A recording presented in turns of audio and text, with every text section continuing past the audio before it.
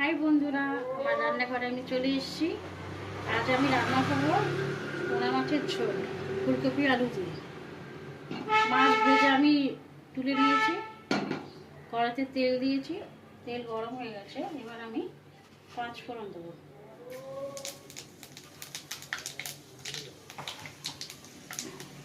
তারপরে একটু ভাজা ভাজা হয়ে যায়।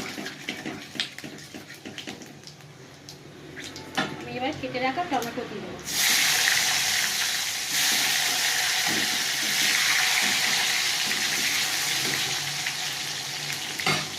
সামান্য একটু নুন দেবো, টমেটোটা একটু পড়ে যাবে এই জন্য।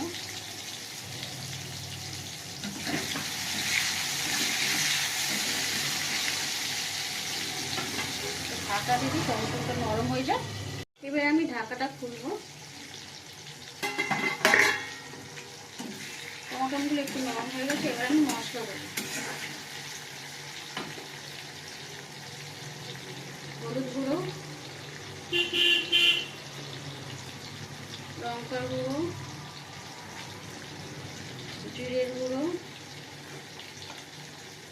ধনের গুঁড়ো, একটু নুন দিয়ে দেবো একেবারে। এই তেলের সঙ্গে মশলাটা আমি ভালো করে কষে দেবো।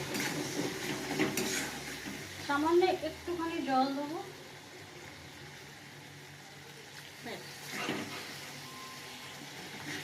এবার মশলাটা আমি একটু কষে নেবো।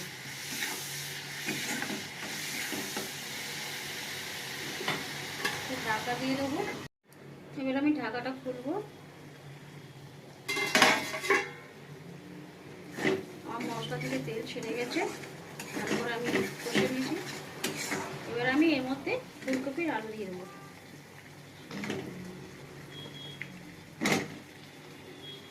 ফুলকপিটা একটু গরম জল দিয়ে একটু হালকা ভাপিয়ে নিয়েছি।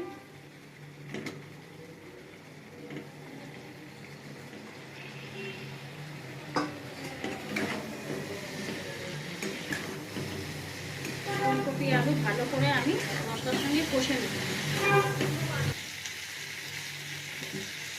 ফুলকপিটা ভালো করে মশলার সঙ্গে আমি কষে নিয়েছি। এবার আমি ঢাকা দেবো। এবার আমি ঢাকাটা খুলবো। এবার চেরা কাঁচা লঙ্কা দিয়ে দেবো, আর একটুখানি ধনে পাতা দিয়ে দেবো। আবার নামার সময় একটু দেবো, দিয়ে একটু ভালো করে নেড়ে নেবো।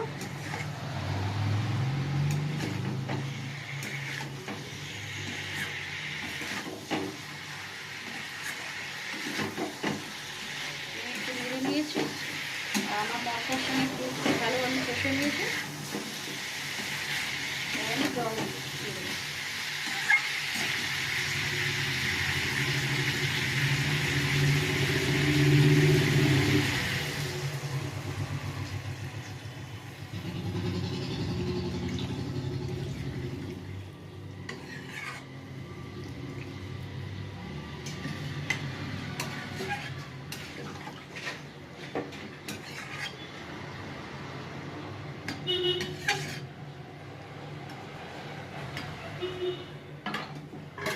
ঢাকা দিয়ে দেবো।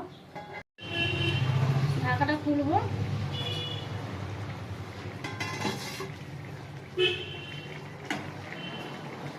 আমার আলু আর ফুলকপি সিদ্ধ হয়ে গেছে। বা মাছগুলো দিয়ে দেবো।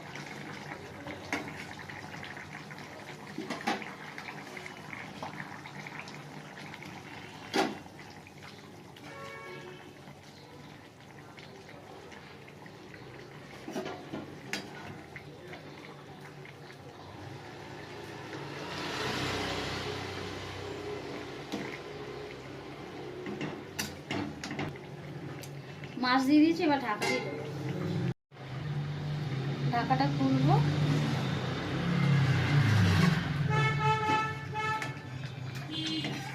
এবার নামিয়ে নেবো। নামার আগে একটু ধনে পাতা ছড়িয়ে দেবো।